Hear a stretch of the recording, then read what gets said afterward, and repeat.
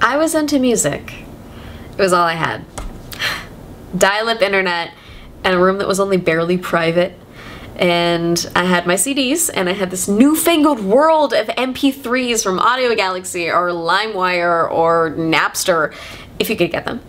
And sometimes free downloads off various websites of people trying to promote their small label tunes when they could. And, you know, the internet wasn't ready to take that big step yet. So I got what I could.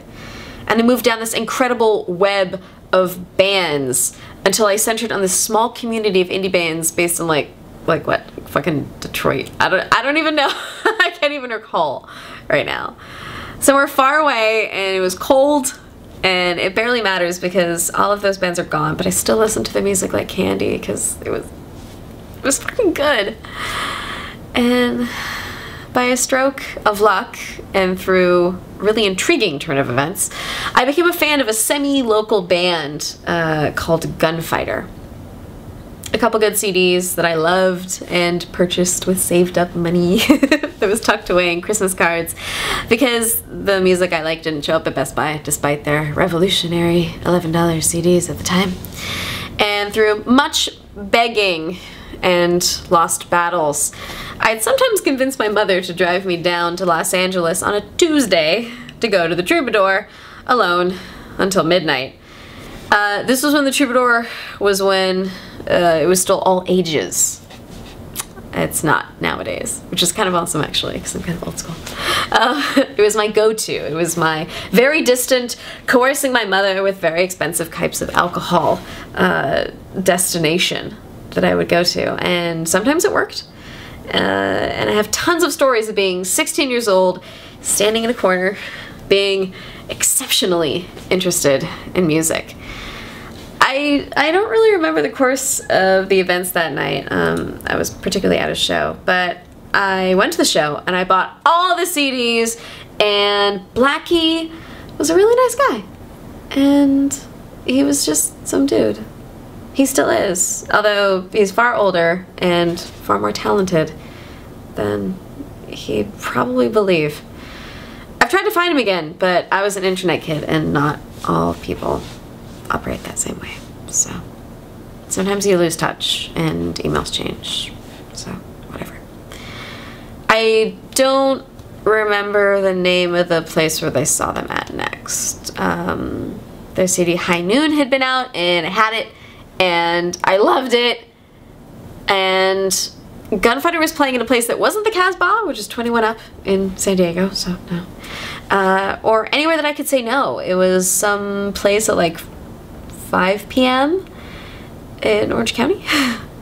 And I called the venue to see if they were all ages. And they were like, we're a coffee shop. So that means yes. It was in Orange County, somewhere nondescript. There was an outside block of wood that served as the stage, and in broad daylight among a surprisingly packed crowd, they took the stage. Just these guys. You know? I, in my plain clothing and no makeup, scooted my chair closer. My flimsy lawn chair that I was sitting in the middle of this coffee shop, just to be close. And they knew I was going to be there. I emailed Blackie about it, and he was really, really nice to a random 17-year-old superfan. And in the middle of the crowd of 20 people or so, on this lovely SoCal day, we kind of locked eyes. "Are you Nick?" Blackie asked, just into the microphone to everybody. And I nodded.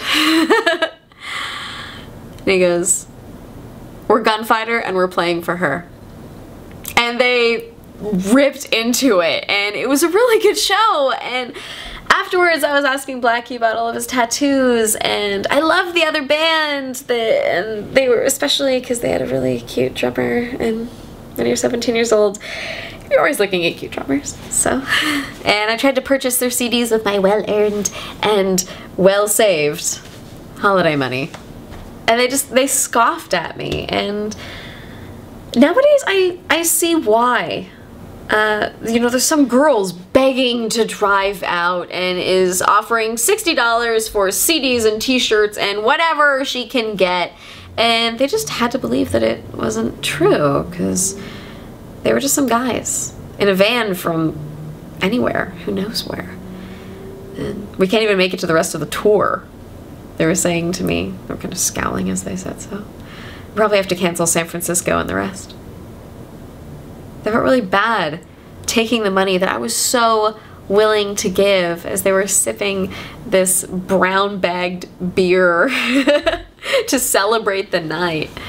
I got a little free shit that night, which was pretty cool. I got like too many CDs to carry, it felt like. And, you know, just we shot the shit.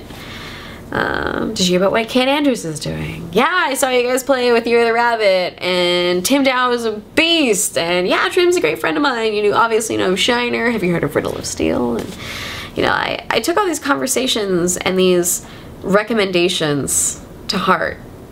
And yeah, I got into Riddle of Steel. I love them, by the way. And I'm still watching the careers of these amazing people as they move through the world 11 years after I was like the sister of the band, hanging out in a van in an Orange County coffee shop.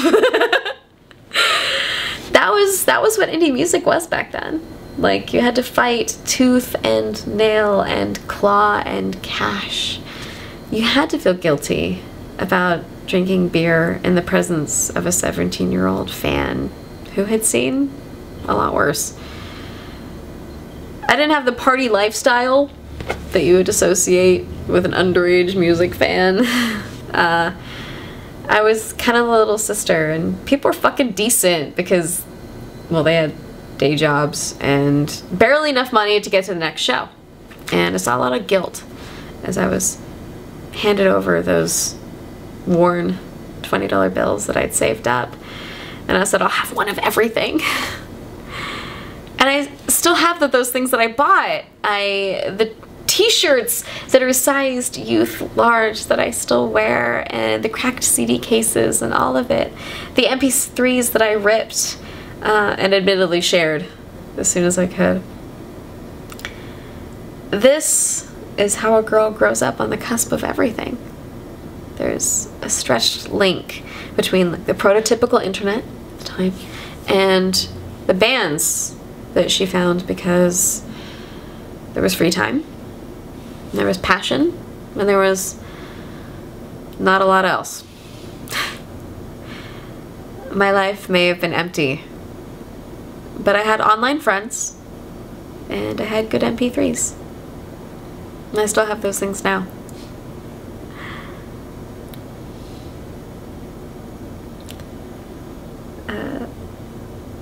This is surprisingly personal for me to be posting. Not just in writing, but in video too. So thank you so much for watching and listening and all of these things. You can see more of the perhaps polished work that I do on my Tumblr, which is nikaharper.tumblr.com, and of course I'm on all social medias doing the social media things. If you just type my name, you'll probably find it in some way, shape, or form.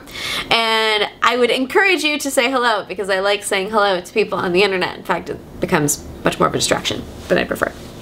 Also, really, this video, I wouldn't be as motivated to make it because it's terrifying if it wasn't for my Patreon page, and that is a page that encourages creative people to be creative, and you can sponsor them on a monthly or sometimes per project basis, like a mini Kickstarter in a lot of ways, and make sure that they're making the same things that you want to see and be a part of, and this is part of that.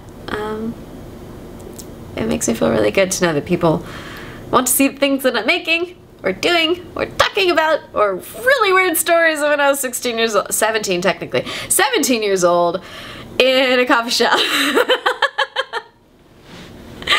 You know, hanging out with the bands that I've known for like 2 years at a time.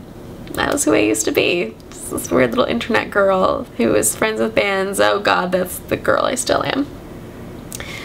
We learn something new every day. Thank you for watching. I appreciate it. Bye.